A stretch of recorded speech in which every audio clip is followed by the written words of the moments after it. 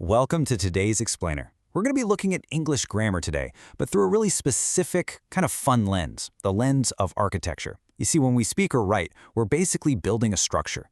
Our nouns, our verbs, our adjectives, those are the heavy bricks of meaning.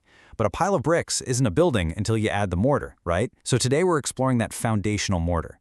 We're talking about the tiny, almost invisible words that actually build the true foundation of fluency and give our language its entire shape. It's a fascinating topic, so let's just jump right in.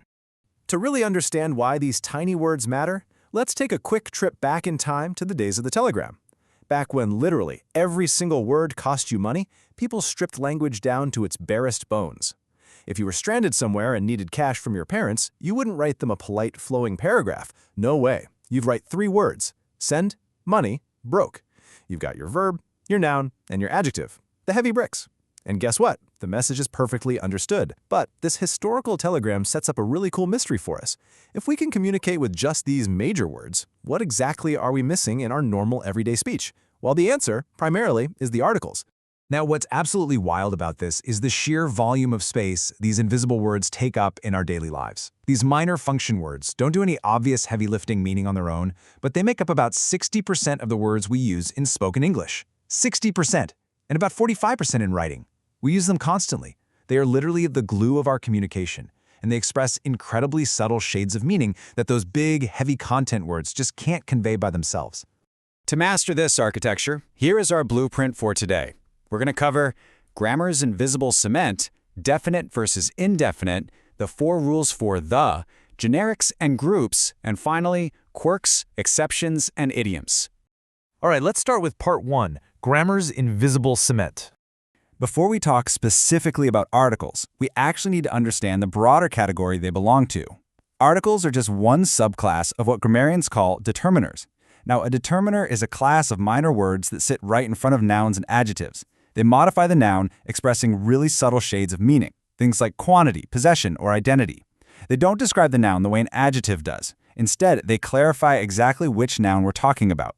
There are 5 main types of determiners. We've got articles, demonstratives, possessives, quantifiers, and W determiners. Today, our spotlight is strictly on that very first one, the articles a, an, and the. And hey, if you're learning English as a second language right now, I want to explicitly validate your struggle. English learners, especially from backgrounds like Urdu or Punjabi, make a ton of mistakes with articles. And why wouldn't they? Those languages completely lack articles. They just don't use them at all.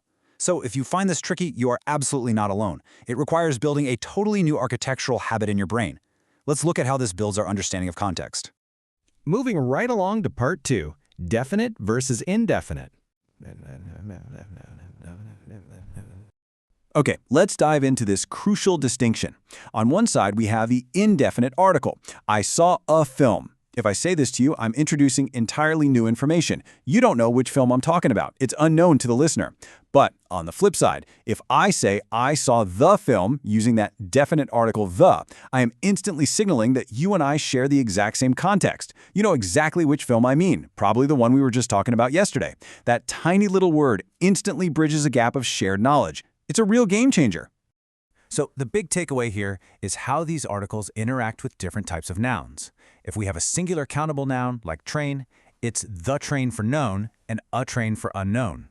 Simple enough, but look at plural count nouns, like trains, or mass nouns that you can't really count, like silver, water, or music. You can use the for definite meanings across the board. But for indefinite meaning, well, sometimes the rule is to use some, or, and this is fascinating, to use absolutely no article at all. You just say, I like music. We actually call that the zero article. Part 3. The 4 rules for the. Now we're building up the main structures. There are 4 primary conditions for using the. Number 1, referring back. If I tell you, Saba bought a TV and a video recorder, but she returned the video recorder, notice how becomes the on that second mention because the identity is already established. Number 2, forward pointing. This is when the words coming after the noun identify it, like Saba returned the video recorder she bought yesterday. That modifying phrase at the end defines it. Number 3, uniqueness. If there's literally only one in existence, like the moon, the earth, or the equator, it gets a the. And number 4, institutional. This is for things shared by a whole community, like listening to the radio or reading the paper. Part 4. Generics and groups. And this brilliantly illustrates one of the trickiest, most nuanced parts of English. If you mean specific items right in front of you, you'd say, "Pass the butter, please," or "Come look at the puppies." But watch what happens when we talk generically about a typical class of things. English just magically drops the article altogether. Butter is imported. I simply love puppies. With mass nouns and plural nouns, when you're representing generic, typical meanings, the rule is to use no article at all. However, we can also use the to create whole groups. You compare the definite article the with an adjective, and it transforms it into a noun representing an entire class of people. You don't have to say poor people every time. You can just say the poor or the rich. You can even do it with abstract qualities, like the sublime or the ridiculous. It also works beautifully for nationalities ending in che or she, the Dutch, the French, and of course, collective group nouns like the aristocracy or the public. Finally, Part 5, Quirks, Exceptions, and Idioms. It's time to look at the weird, unpredictable gargoyles on our grammar building. So, in English, we have common nouns that drop the article entirely when they turn into an idiom, or refer to an institution. Take words like bed, church, prison, and hospital. You'd say someone is in bed or in prison. You don't use the. But, and here's the catch, if you refer to the actual physical object, the article comes right back. You say, lie down on the bed. The same exact thing applies to transport.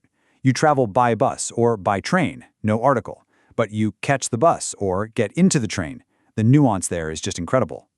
And then there's geography, which can honestly feel like total chaos to a learner, but we can organize that chaos. The general rule is that proper nouns, like continents, countries, cities, and single mountains do not take articles. It's just Asia, Pakistan, Rome, Mount Everest. But there are fierce exceptions that absolutely require them. For example, we say The Hague, and for plural names like mountain ranges, it's always the Alps or the Himalayas.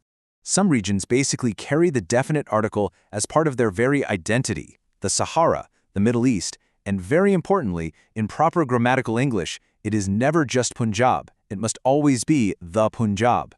These exceptions are basically hard-coded into the history of the language itself. So what does this all mean? It brings us right back to our core metaphor, grammatical architecture. While those major words bring the heavy, obvious meaning to our sentences, it's the determiners, and specifically the articles, that act as the invisible cement. Yes, the rules are complex, and sure, they're filled with quirky historical gargoyles, but mastering them is what brings that subtle, precise, beautiful meaning to English. They are literally what tell your listener exactly what world you're inviting them into. I want to leave you with this final, provocative thought today. If your native tongue, like Urdu, Punjabi, or dozens of other languages, doesn't use articles at all, how exactly does its grammatical architecture manage to build those incredibly subtle shades of known versus unknown information? Every language finds a way to build its house for sure. They just use different materials. Think about the structural linguistics of your own mother tongue today. Thank you so much for joining me on this explainer. Keep building your knowledge, and I'll catch you next time.